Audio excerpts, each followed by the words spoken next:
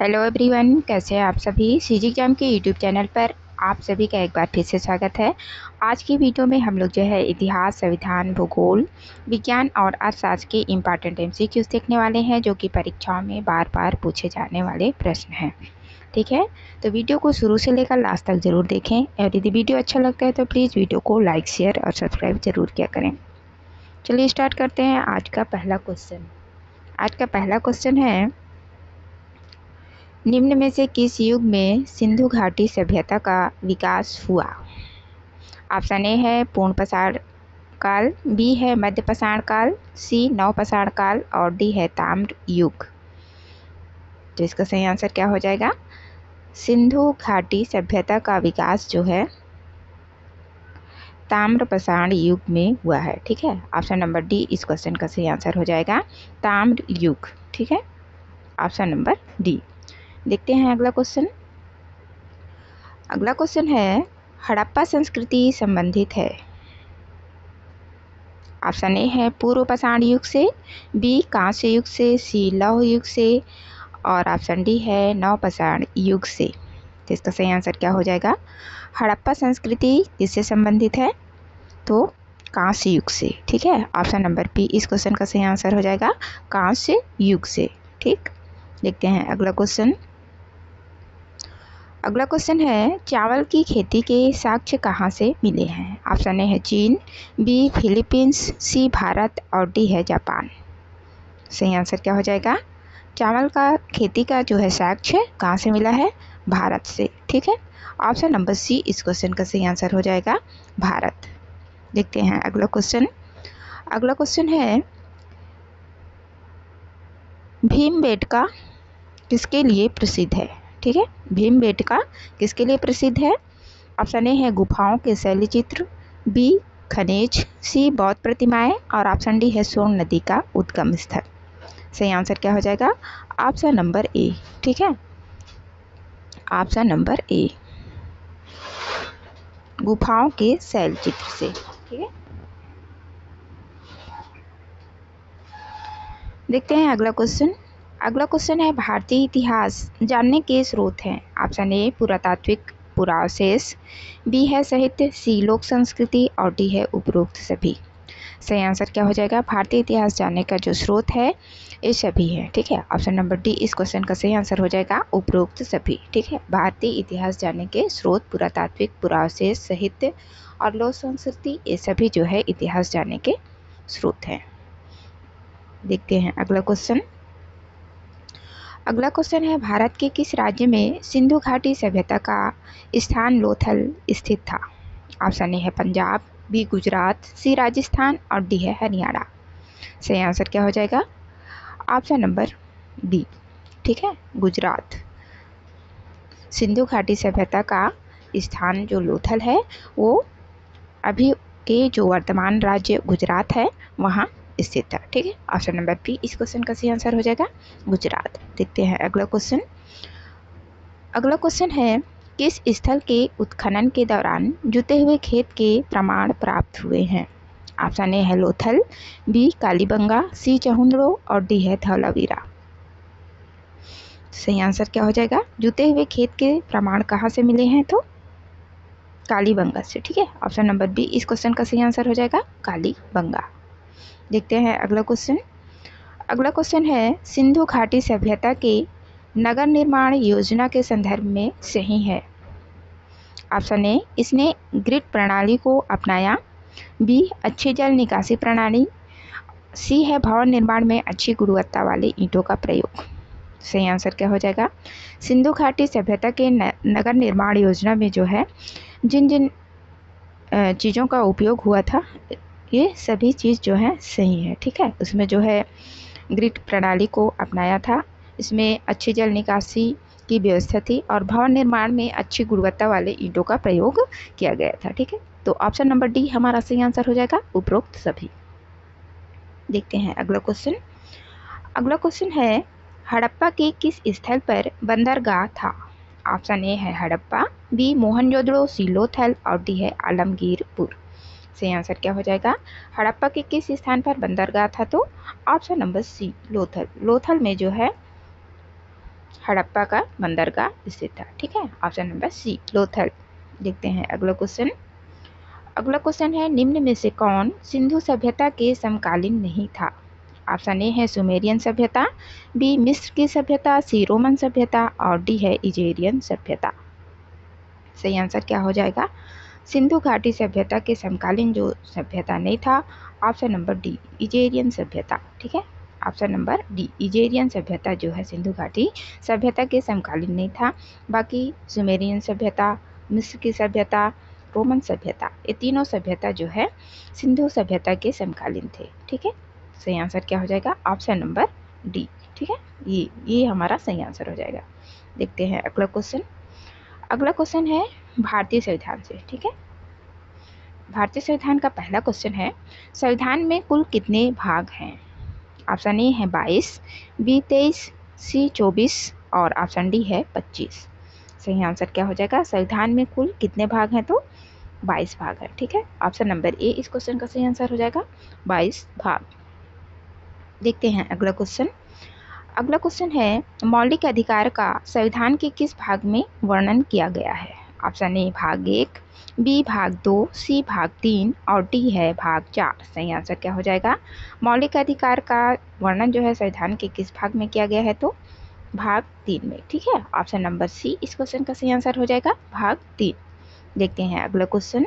अगला क्वेश्चन है भारतीय संविधान का भाग 20 किससे संबंधित है? ठीक है, भारतीय संविधान का भाग 20 ये रोमन गिनती में जो है 20 लिखा हुआ है, किससे संबंधित है? ऑप्शन ए पंचायतों से, बी राजभाषाओं से, सी चुनाव से और डी है संविधान संशोधन से। सही आंसर हमारा क्या हो जाएगा? ऑप्शन नंबर सी।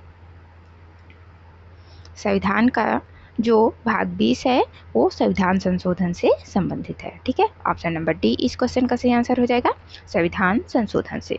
देखते हैं अगला क्वेश्चन। अगला क्वेश्चन है सुमेलित कीजिए। ठीक है, क्या करना है आप लोगों को? एक साइड जो है संविधान का भाग दिया हुआ है, दूसरे साइड जो है प्रावधान दिया हुआ है, दोनों को क्या करना है? एक दूसरे से सुमेलित करना है। एक में दिया हुआ है ए में भाग 2, बी भाग 10, सी भाग 8 और डी भाग 15। और प्रावधान में क्या क्या दिया हुआ है? अनुसूचित एवं अनुसूचित जनजाति क्षेत्र, दूसरे नंबर पे दिया हुआ है निर्वाचन, तीसरा नागरिकता और चौथे नंबर पे दिया है संक्षिप्त। तो भाग दो किससे संबंधित है? नागरिकता से। ठीक है, तो ये जो है ऐसे इसका जो है सुमेल इससे होगा। ठीक है, उसके बाद फिर है भाग 10। तो भाग 10 में क्या दिया हुआ है? अनुसूचित एवं जनजाति क्षेत्र के बारे में जो है इसमें दिया गया है। ठीक है, भाग 10 में। फिर भाग 8 किससे संबंधित है? संघ क्षेत्र से। ठीक है, तो ये इससे हो जाएगा। और भाग 15 जो है निर्वाचन का प्रावधान करता है। ठीक है, तो ये इस तरह से सुमेलित होगा। भाग 2 नागरिकता, भाग 10 अनुसूचित एवं जनजाति क्षेत्र, भाग 8 संघ क्षेत्र से और भाग 15 जो है निर्वाचन का प्रावधान करती है। ठीक है, तो ये इस तरह से क्या होंगे? सुमेलित होंगे। ठीक है, देखते हैं अगला क्वेश्चन। अगला क्वेश्चन है जब भारत का संविधान बना तब मूलतः उसमें कितनी अनुसूचियाँ थी? ऑप्शन ए है 6, बी 8, सी 10 और ऑप्शन डी है 12। सही आंसर क्या हो जाएगा? भारत का संविधान जब बना था तब उसमें जो है टोटल कितनी अनुसूचियाँ थी? 8 अनुसूचियाँ थी। ठीक है, ऑप्शन नंबर बी हमारा सही आंसर हो जाएगा, 8 अनुसूची। ठीक है, ऑप्शन नंबर बी। देखते हैं अगला क्वेश्चन। अगला क्वेश्चन है भारत के संविधान की चौथी अनुसूची में निम्नलिखित में से किस संबंध में प्रावधान किया गया है? चौथी अनुसूची में। ठीक है, संविधान का जो चौथी अनुसूची है उसमें किस चीज़ का प्रावधान किया गया है इसके बारे में आप लोगों को बताना है। ऑप्शन ए है केंद्र राज्य में शक्ति वितरण, बी भूमि सुधार आंदोलन, सी राज्यों का राज्यसभा सीटों का आवंटन और ऑप्शन डी है अनुसूचित क्षेत्र का प्रशासन। तो जो अनुसूची चौथी अनुसूची उसमें जो है राज्यों को राज्यसभा सीटों को आवंटन से संबंधित है। ठीक है, तो इस तरह से ऑप्शन सी जो है हमारा सही आंसर हो जाएगा, ऑप्शन नंबर सी। ठीक है, ऑप्शन नंबर सी हमारा सही आंसर हो जाएगा। देखते हैं अगला क्वेश्चन। अगला क्वेश्चन है भारतीय संविधान में 22 भाषाओं का राजभाषा का दर्जा 22 भाषाओं का जो है राजभाषा का दर्जन प्रदान किया गया है। इन राजभाषाओं का उल्लेख किस अनुसूची में किया गया है? ऑप्शन ए है 7वीं, बी 8वीं, सी 9वीं और डी है 10वीं। क्या पूछा जा रहा है? 22 भाषाओं को जो है संविधान में क्या दर्जा दिया गया है ना? तो ये जो राजभाषाओं का उल्लेख किस अनुसूची में किया गया है ये बताना है, ठीक है? किस अनुसूची में किया गया है ये बताना है। सही आंसर क्या हो जाएगा? ऑप्शन नंबर बी, 8वीं अनुसूची में, ठीक है? ऑप्शन नंबर बी, 8वीं अनुसूची में। देखते हैं अगला क्वेश्चन। अगला क्वेश्चन है, भारतीय संविधान के 11वीं अनुसूची में पंचायतों के लिए कुल कितने विषयों का निर्धारण किया गया है? ऑप्शन ए है 27, बी 28, सी 29 और डी है 30। सही आंसर क्या हो जाएगा? भारतीय संविधान के 11वीं अनुसूची में जो है पंचायतों के लिए टोटल 29 विषयों का निर्धारण किया गया है, ठीक है? ऑप्शन नंबर सी इस क्वेश्चन का सही आंसर हो जाएगा, 29। देखते हैं अगला क्वेश्चन। अगला क्वेश्चन है, संविधान की 8वीं अनुसूची में कौन सी भाषा सम्मिलित नहीं है? ऑप्शन ए है संस्कृत, बी सिंधी, सी है उर्दू और ऑप्शन डी है अंग्रेजी। सही आंसर क्या हो जाएगा? 8वीं अनुसूची में जिस भाषा को जो है सम्मिलित नहीं किया गया है, ऑप्शन नंबर डी है, ठीक है? अंग्रेजी, ठीक? अंग्रेजी भाषा को जो है इसमें शामिल नहीं किया गया है। देखते हैं अगला क्वेश्चन। अगला क्वेश्चन है, संविधान की किस अनुसूची में भारत के उत्तर पूर्वी राज्यों के जनजातीय क्षेत्रों के प्रशासन का उल्लेख है? ऑप्शन ए है 3री, बी 4थी, सी 5वीं और डी है 6ठी। सही आंसर क्या हो जाएगा? भारत के उत्तर पूर्वी राज्यों का, ठीक है? क्या पूछा जा रहा है? भारत के उत्तर पूर्वी राज्यों के जनजातीय क्षेत्रों के प्रशासन का उल्लेख। सही आंसर क्या हो जाएगा? ऑप्शन नंबर डी, 6ठी अनुसूची में जो है इसका उल्लेख किया गया है, ठीक है? ऑप्शन नंबर डी इस क्वेश्चन का सही आंसर हो जाएगा। देखते हैं अगला क्वेश्चन। अगला क्वेश्चन है भारत के भूगोल से, ठीक है? जिसमें से पहला क्वेश्चन है, क्षेत्रफल की दृष्टि से भारत का सबसे बड़ा राज्य कौन सा है? ऑप्शन ए है राजस्थान, बी उत्तर प्रदेश, सी बिहार और ऑप्शन डी है महाराष्ट्र। हमारा सही आंसर क्या हो जाएगा? क्षेत्रफल की दृष्टि से जो है भारत का सबसे बड़ा राज्य, ठीक है? क्या बताना है? सबसे बड़ा राज्य क्या हो जाएगा? ऑप्शन नंबर ए राजस्थान, ठीक है? राजस्थान जो है क्षेत्रफल की दृष्टि से भारत का सबसे बड़ा राज्य है। देखते हैं अगला क्वेश्चन। अगला क्वेश्चन है, भारत द्वारा पृथ्वी का कितने प्रतिशत सतह आच्छादित है? ऑप्शन ए है 2.4, बी है 3.4, सी 4.44, 4.4 और ऑप्शन डी है 5.5। सही आंसर क्या हो जाएगा? ऑप्शन नंबर ए, ठीक है? 2.4% जो है भारत द्वारा पृथ्वी का जो सतह है वो घेरा हुआ है, ठीक है? इतने भाग पे जो है भारत फैला हुआ है, ठीक है? देखते हैं अगला क्वेश्चन। अगला क्वेश्चन है, भारत के किस शहर को भारत का मैनचेस्टर कहा जाता है? ऑप्शन ए है चेन्नई, बी कोलकाता, सी अहमदाबाद और डी है मुंबई। सही आंसर क्या हो जाएगा? भारत का मैनचेस्टर जो है अहमदाबाद को कहा जाता है। ऑप्शन नंबर सी इस क्वेश्चन का सही आंसर हो जाएगा, अहमदाबाद। देखते हैं अगला क्वेश्चन। अगला क्वेश्चन है, भारत के किस राज्य को सूर्योदय की भूमि के नाम से भी जाना जाता है? ऑप्शन ए है नागालैंड, बी मणिपुर, सी मिजोरम और डी है अरुणाचल प्रदेश। सही आंसर क्या हो जाएगा? सूर्योदय की भूमि, है ना? क्या? सूर्योदय की भूमि। सही आंसर क्या हो जाएगा? Option number D Arunachal Pradesh, ठीक है? Option number D. देखते हैं अगला क्वेश्चन। अगला क्वेश्चन है, निम्न में से कौन सा राज्य 7 बहनों के नाम से जाना जाता है? ठीक है? 7 बहनों का भाग नहीं है, 7 बहनों का भाग नहीं है। ऑप्शन ए है मेघालय, बी है पश्चिम बंगाल, सी अरुणाचल प्रदेश और डी है त्रिपुरा। सही आंसर क्या हो जाएगा? ऑप्शन नंबर बी पश्चिम बंगाल। पश्चिम बंगाल जो है 7 बहनों के राज्यों में शामिल नहीं है, ठीक है? ऑप्शन नंबर डी हमारा सही आंसर हो जाएगा। देखते हैं अगला क्वेश्चन। अगला क्वेश्चन है, कर्क रेखा भारत के किस राज्य से होकर गुजरती है?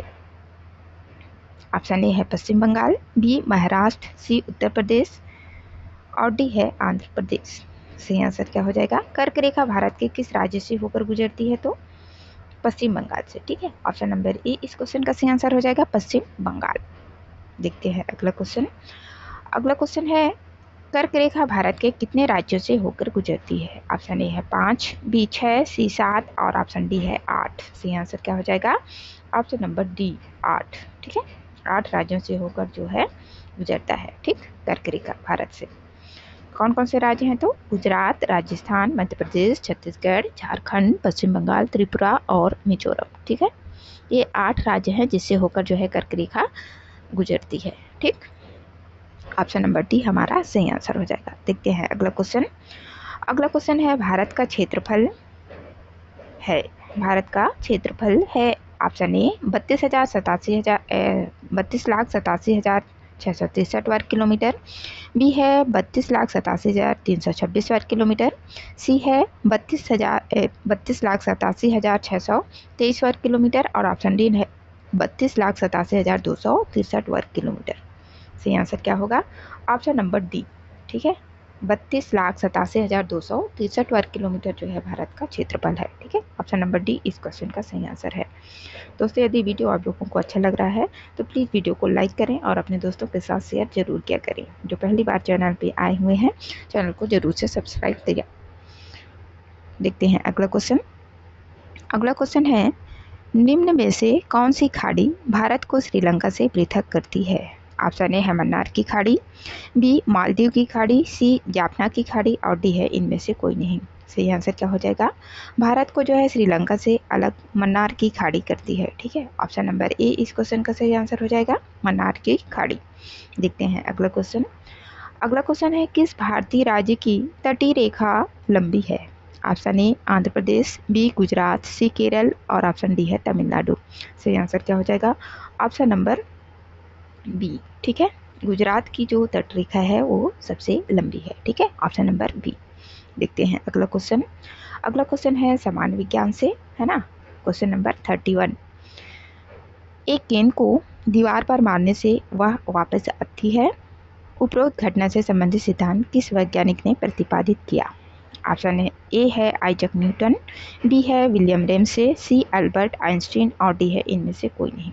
तो इसका जो सही आंसर होगा क्या होगा? Isaac Newton. ठीक है, ऑप्शन नंबर ए इस क्वेश्चन का सही आंसर हो जाएगा। एक गेंद को यदि हम दीवार पर मारते हैं तो वह वापस आती है, इस घटना से संबंधित सिद्धांत का प्रतिपादन जो है आइजैक न्यूटन के द्वारा किया गया था। ठीक है, ऑप्शन नंबर ए इस क्वेश्चन का सही आंसर होगा। देखते हैं अगला क्वेश्चन। अगला क्वेश्चन है, धीमी चलती रेलगाड़ी या बस से छलांग लगाने पर कोई व्यक्ति आगे की ओर गिरता है, इस पर न्यूटन की गति का कौन सा नियम लागू होता है? ऑप्शन ए है प्रथम नियम, बी है द्वितीय नियम, सी तृतीय नियम और डी है इनमें से कोई नहीं। तो इस प्रकार की घटना में जो है न्यूटन का कौन सा नियम लागू होता है? ऑप्शन नंबर ए प्रथम नियम। ठीक है, यदि जो है धीमी चलती रेलगाड़ी या बस से कोई व्यक्ति छलांग लगाता है तो व्यक्ति जो है आगे की ओर गिरता है। ठीक है, ऑप्शन नंबर ए इसका सही आंसर होगा, प्रथम नियम के अनुसार जो है ऐसा होता है। ठीक, ऑप्शन नंबर ए। देखते हैं अगला क्वेश्चन। अगला क्वेश्चन है, ऊर्जा का सबसे सुरक्षित स्रोत है?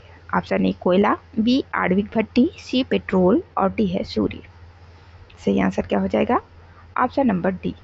ठीक है, सूर्य जो है ऊर्जा का सबसे सुरक्षित स्रोत है। ठीक, ऑप्शन नंबर डी। देखते हैं अगला क्वेश्चन। अगला क्वेश्चन है, वायु की गति को मापा जाता है? ऑप्शन ए है एनेमोमीटर से, बी हाइग्रोमीटर से, सी बैरोमीटर से और डी है नोमोमीटर से। तो इसका सही आंसर क्या हो जाएगा? वायु की गति को जो है एनीमोमीटर से मापा जाता है। ठीक है, ऑप्शन नंबर ए इस क्वेश्चन का सही आंसर हो जाएगा, एनीमोमीटर से। ठीक है, ऑप्शन नंबर ए। देखते हैं अगला क्वेश्चन। अगला क्वेश्चन है, वर्षा की बूंदें किसके कारण गोलाकार होती है? ऑप्शन ए वायु घर्षण, बी पृष्ठ तनाव, सी पानी की सहायता और डी है इनमें से कोई नहीं। तो वर्षा की बूंदें जो है किसके कारण गोलाकार होती है? पृष्ठ तनाव के कारण। ठीक है, ऑप्शन नंबर बी इस क्वेश्चन का सही आंसर हो जाएगा, पृष्ठ तनाव। देखते हैं अगला क्वेश्चन। अगला क्वेश्चन है, पास्कल निम्न में से किसे मापने की इकाई है? ऑप्शन ए है वर्षा, बी आर्द्रता, सी ताप और डी है दाब। सही आंसर क्या हो जाएगा? तो ऑप्शन नंबर डी, पास्कल जो है दाब को मापने की इकाई है। ठीक है, ऑप्शन नंबर डी इस क्वेश्चन का सही आंसर हो जाएगा, दाब। देखते हैं अगला क्वेश्चन। अगला क्वेश्चन है, जल की सतह पर तेल फैल जाता है क्योंकि? ऑप्शन ए है तेल का घनत्व पानी से अधिक होता है, तेल का जो घनत्व है वो पानी से अधिक होता है इसलिए कि तेल का घनत्व पानी से कम होता है इसलिए, या फिर तेल का पृष्ठ तनाव पानी से अधिक है इसलिए, या फिर तेल का पृष्ठ तनाव पानी से कम है इसलिए। सही आंसर क्या हो जाएगा? Option number D. ठीक है, तेल का पृष्ठ तनाव पानी से कम है, इसलिए जो है जल की सतह पर तेल फैल जाता है। ठीक है, ऑप्शन नंबर डी हमारा सही आंसर हो जाएगा। देखते हैं अगला क्वेश्चन। अगला क्वेश्चन है अवतल लेंस का प्रयोग किया जाता है। ऑप्शन ए है मोतियाबिंद, बी दीर्घ दृष्टि दोष, सी निकट दृष्टि दोष में और डी है दूर दृष्टि दोष में। सही आंसर क्या हो जाएगा? अवतल लेंस का प्रयोग जो है किसके सुधार के लिए किया जाता है? तो निकट दृष्टि दोष के सुधार के लिए जो है अवतल लेंस का प्रयोग किया जाता है। ठीक है, ऑप्शन नंबर सी इस क्वेश्चन का सही आंसर होगा। देखते हैं अगला क्वेश्चन। अगला क्वेश्चन है प्रकाश वर्ष किसको मापने की एक इकाई है? ऑप्शन ए चाल की, बी दूरी की, सी समय की और ऑप्शन डी है वेग की। सही आंसर क्या हो जाएगा? प्रकाश वर्ष जो है दूरी को मापने की एक इकाई है। ठीक है, ऑप्शन नंबर बी इस क्वेश्चन का सही आंसर हो जाएगा, दूरी की। देखते हैं अगला क्वेश्चन। अगला क्वेश्चन है निम्न में से किसमें प्रकाश का वेग सबसे कम है? ऑप्शन ए वायु, बी पानी, सी कांच और डी है हीरा। सही आंसर क्या हो जाएगा? किसमें जो है प्रकाश का वेग सबसे कम है? ऑप्शन नंबर डी हीरा में। ठीक है, हीरा में जो है प्रकाश का वेग सबसे कम है। देखते हैं अगला क्वेश्चन। अगला क्वेश्चन जो है अर्थशास्त्र से है, जिसमें कि पहला क्वेश्चन है अर्थशास्त्र का, भारतीय अर्थव्यवस्था की प्रकृति कैसी है? ऑप्शन ए विकसित अर्थव्यवस्था, बी अविकसित अर्थव्यवस्था, सी विकासशील अर्थव्यवस्था और डी है अल्पविकसित अर्थव्यवस्था। सही आंसर क्या हो जाएगा? भारत की अर्थव्यवस्था की प्रकृति कैसी है? तो विकासशील। ठीक है, ऑप्शन नंबर सी इस क्वेश्चन का सही आंसर हो जाएगा, विकासशील अर्थव्यवस्था के अंतर्गत आता है भारतीय अर्थव्यवस्था। ठीक है, देखते हैं अगला क्वेश्चन। अगला क्वेश्चन है अर्थशास्त्र के जनक एडम स्मिथ की पुस्तक का नाम है? Option A political economy, B nature and signification of economic science, C है प्रिंसिपल ऑफ इकोनॉमी और डी है वेल्थ ऑफ नेशन। तो सही आंसर क्या हो जाएगा? अर्थशास्त्र के जनक जो कि एडम स्मिथ हैं, उनकी पुस्तक का क्या नाम है? तो option number D wealth of nation. ठीक है, ऑप्शन नंबर डी। देखते हैं अगला क्वेश्चन। अगला क्वेश्चन है मिश्रित अर्थव्यवस्था से क्या अभिप्राय है? ऑप्शन ए कृषि और उद्योग दोनों को बढ़ावा देना, बी है सरकारी और निजी क्षेत्र का सह अस्तित्व, सी अमीर और गरीब का सह अस्तित्व और ऑप्शन डी है छोटे और बड़े उद्योगों का सह अस्तित्व। तो सही आंसर क्या हो जाएगा? मिश्रित अर्थव्यवस्था से क्या अभिप्राय है? तो ऑप्शन नंबर बी। ठीक है, सरकारी और निजी क्षेत्र का सह अस्तित्व। ठीक है, ऑप्शन नंबर बी इस क्वेश्चन का सही आंसर हो जाएगा, सरकारी और निजी क्षेत्र के उद्योगों का सह अस्तित्व जो है मिश्रित अर्थव्यवस्था के अंतर्गत आता है। ठीक है, देखते हैं अगला क्वेश्चन। अगला क्वेश्चन है पहली औद्योगिक क्रांति किस देश में हुई थी? ऑप्शन ए है Great Britain, B Germany, C France और डी है अमेरिका। तो इसका सही आंसर क्या हो जाएगा? पहली औद्योगिक क्रांति जो है ग्रेट ब्रिटेन में हुई थी। ठीक है, ऑप्शन नंबर ए इस क्वेश्चन का सही आंसर हो जाएगा, ग्रेट ब्रिटेन। देखते हैं अगला क्वेश्चन। अगला क्वेश्चन है भारत में मिश्रित अर्थव्यवस्था को कब चुना गया? ऑप्शन ए है संविधान निर्माण के समय, बी द्वितीय पंचवर्षीय योजना में, सी 1948 की औद्योगिक क्रांति में और डी है इनमें से कोई नहीं। तो इसका जो सही आंसर होगा ऑप्शन नंबर बी द्वितीय पंचवर्षीय योजना में जो है भारत में मिश्रित अर्थव्यवस्था को चुना गया था। ठीक है, जिसमें जो है सरकारी और निजी दोनों उद्योगों का जो है बढ़ावा दिया गया है। ठीक है, दूसरे पंचवर्षीय योजना में। देखते हैं अगला क्वेश्चन। अगला क्वेश्चन है बंद अर्थव्यवस्था एक प्रकार की अर्थव्यवस्था है जिसमें ऑप्शन ए है निर्यात का स्थान होता है, केवल निर्यात का स्थान होता है और ऑप्शन बी है मुद्रा की पूर्ति पूर्णता नियंत्रित होती है, सी राजकोषीय घाटा का स्थान होता है और ऑप्शन डी है ना निर्यात और ना ही आयात होता है। तो इसका जो सही आंसर होगा बंद अर्थव्यवस्था जो है एक ऐसी अर्थव्यवस्था है जिसमें जो है ना निर्यात और ना ही आयात का स्थान होता है। ठीक है, ऑप्शन नंबर डी इस क्वेश्चन का सही आंसर हो जाएगा, ना निर्यात और ना ही आयात। ठीक, बंद अर्थव्यवस्था। देखते हैं अगला क्वेश्चन। अगला क्वेश्चन है निर्धनता किस प्रकार की समस्या है? ऑप्शन ए सामाजिक, बी आर्थिक, सी बहुआयामी और डी है इनमें से कोई नहीं। तो इसका सही आंसर क्या हो जाएगा? निर्धनता जो है किस प्रकार की समस्या है? बहुआयामी। ठीक है, ऑप्शन नंबर सी इस क्वेश्चन का सही आंसर हो जाएगा, बहुआयामी। ठीक, ऑप्शन नंबर सी। देखते हैं अगला क्वेश्चन। अगला क्वेश्चन है निम्नलिखित में से किस समिति की नियुक्ति निर्धनता आकलन के लिए नहीं की गई थी? ठीक है, क्या नहीं की गई थी? ऑप्शन ए है सी रंगराजन समिति, बी सुरेश तेंदुलकर समिति, सी वाई के अलग समिति और डी है विजय केलकर समिति। तो इस क्वेश्चन का जो सही आंसर होगा ऑप्शन नंबर डी। ठीक है, विजय केलकर समिति। इस समिति की नियुक्ति जो है निर्धनता के आकलन के लिए नहीं की गई थी, बाकी ए बी सी तीनों जो है निर्धनता के आकलन के लिए इन समितियों का गठन किया गया था, जिसमें से है सी रंगराजन समिति, सुरेश तेंदुलकर समिति और वाई के अलग समिति। ठीक है, देखते हैं अगला क्वेश्चन। अगला क्वेश्चन है मौसमी बेरोजगारी संबंधित है।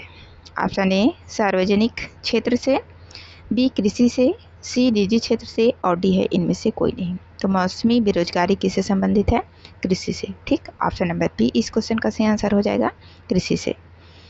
देखते हैं अगला क्वेश्चन, जो कि इस वीडियो का लास्ट क्वेश्चन है। ठीक है, वर्तमान समय में देश में किस प्रकार की बेरोजगारी की समस्या बहुत गंभीर समस्या बनी हुई है? ऑप्शन ए है ग्रामीण बेरोजगारी, बी शहरी बेरोजगारी, सी शिक्षित बेरोजगारी और डी है खुली बेरोजगारी।